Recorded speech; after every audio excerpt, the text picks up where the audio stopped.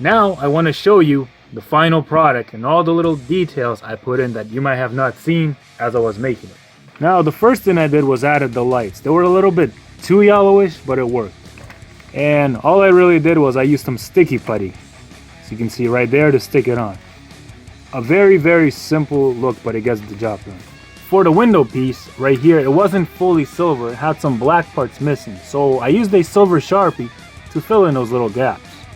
And if you're wondering, you can check out this video right here to see other cool customs you can do with a silver Sharpie. Other than that, everything was just painted black, nice solid color. As you already seen, also I took off that wheel that didn't really match, because as I showed you in the video, it's not the same wheel as here and it just looks odd.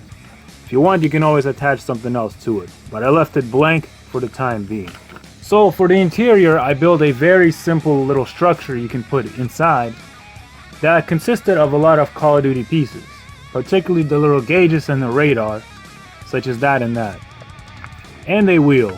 Now for the chairs, I took the typical Call of Duty style chairs they use in sets to attach on here, and it's a perfect set to make the figures look like they're very comfortably sitting in. Now for the simple oh yeah, and one more thing I also forgot to mention was the little gear shift right there. This one I used from a Kobe piece, because it was just one single piece and it was more simpler. It gets the job done. Now to put the figure in, for this one I just sit them up straight like that, adjust, you don't really have to get them in too much like that. But the thing is, the character or the figures are very comfortable. Even though it doesn't sit, if you're doing any customs, dioramas, they look really good from a distance. Now the more important thing is the chairs, of course. These are used typically in the Call of Duty sets, and they also have this cool feature where you can insert a peg right through it. As you see right there, there's a little hole. And what that allows to do is, if you have a figure sitting, you attach a hole right through the back. There's a little hole in the figures. As you see right there, and there's a hole right there. And what that allows to do is, if you insert a little peg, it keeps the figure in place right here. And I also, when I was building it, took into consideration that you can see right there's a little hole. It is a little bit of a scooch, but if you move it around, it will fit right through. So that'll allow you, if like you don't need it, that's why I didn't bother putting it in, because the figure can sit like that finally, even if you move around. But if you want that extra security just to put it in so it's more stable, you can do that. And you can put a second figure in. Now I'm gonna take the second figure, and of course you can do the same thing with the peg. Since it's not needed, you can just have them sit right there.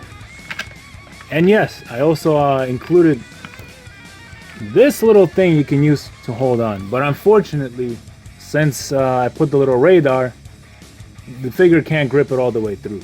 So it's more for just aesthetics, but you can comfortably have two figures just sitting there. Now, as you've seen in the beginning of the video, this was a green military Jeep that I bought at the dollar store. And since it cost me $1, this was a really cool idea. That's one of the reasons I got it, because it's so cheap.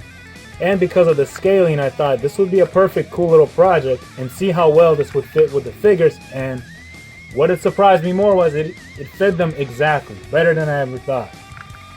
And another feature that I didn't talk about, that I'm pretty much try to mention, is these actually rotate. Since it is a little toy truck, it has this nice little feature, so if you leave it and you push it, it drives on its own. It has a little wind-up kind of feature. It's cheap, but it works.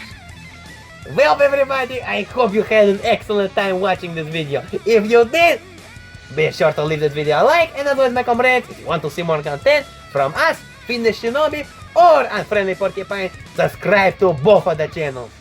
Now, I want to ask you my comrades, what did you think of this custom paint job build? Was it good? Was it bad? What could be improved? Post it down in the comment section below, and I'll see you there. Other than that, my comrades, take care everybody.